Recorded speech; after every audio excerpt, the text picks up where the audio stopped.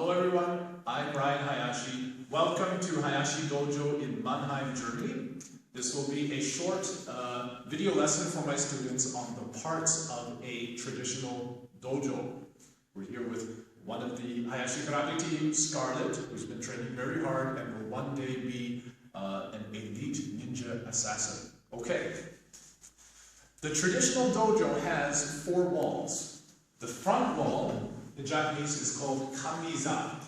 The rear wall, shimoza.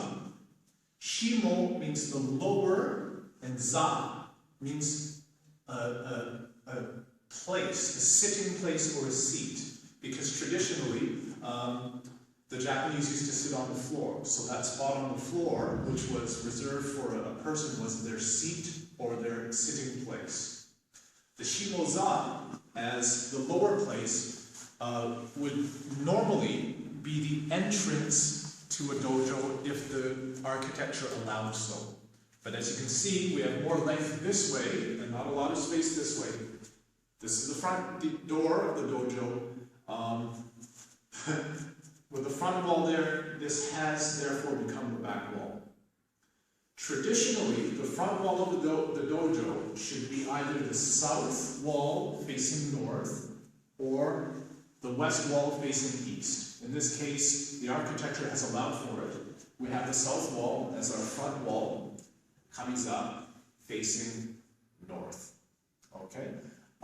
Traditionally, when we have several rows of people sitting in a dojo, the lower ranks would be in the shimoza, and the higher ranked members of the group or organization would then be sitting towards the front wall, or kamiza.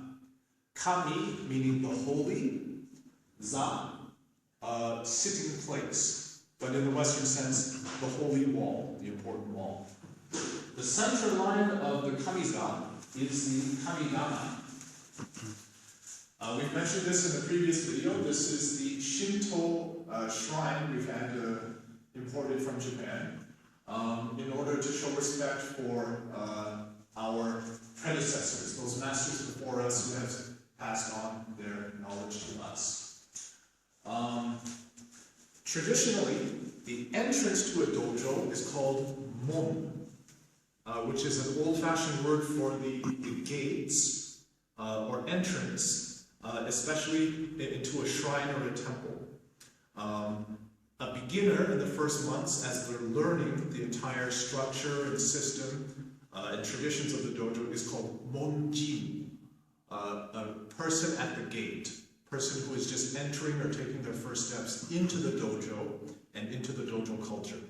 Monjin, a gate person. So, that's the kamiza, wall. Kamidana refers to the shrine. Shimoza, the lower sitting place. We then have 2 walls, the left and right. The right wall is called jōzeki. The left wall is called shimozeki.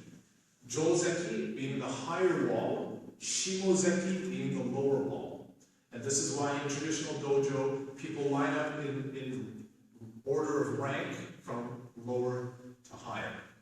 Okay? If we just come a little closer, I'll point out something which looks strange to some of the Westerners. They ask why I have a picture frame on the ceiling. That's up here. It's over the, if you can see it, on top of the Kamidana shrine. It is the kanji, or the written character for cloud. In a previous video I said sky, but I meant to say cloud, kumo, which symbolizes the fact that we understand traditionally nothing should be over the shrine. Okay? There's the kumo. Okay? Just one other thing. I don't want this to be another 30-minute talk. The reason why the entrance should be away from the front wall, where the sensei of that dojo, or the instructor of the school, normally teaches, also had a practical sense. In the olden days, a lot of the Japanese buildings were not soundproof, with open walls, paper doors. People could stand there and listen to the lesson and watch. So if the instructor was away from the gate or the entrance of the dojo, it lessened the chance that people could learn just by hanging around at the door. It also minimized the sensei being killed by a rush attack, because in those days, sometimes challengers from other schools would politely enter, say hello, introduce themselves, and then ask for a battle to the death, just to see which style was better. And in some cases, there were actual group raids where they would run in and just try to kill everybody as quickly as they could. It would then be the responsibility of the group to try to protect the highest ranking, or the instructor, therefore protecting the school's knowledge, which is why the sensei would stand away from the entrance and often have a weapon or a sword at the front wall. So in this case I have a boken, bokuto, wooden sword, which we use for the beginners in Iaido. I don't want to keep an actual shinken katana or iaito actual sword here, too valuable. As is found in many karate dojo, this is a shinai, bamboo sword used in kendo, but we actually just use it to tap people on the butt to get their attention or give them punishment if they mess up. And my personal favorite is this skinny, twiggy little branch, because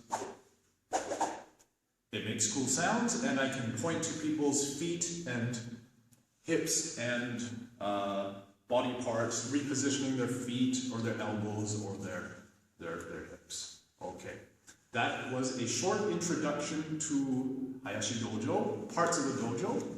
Any questions, Charlotte? No Fragen? No questions from Scott. Okay, so thank you very much. See you in the next lesson.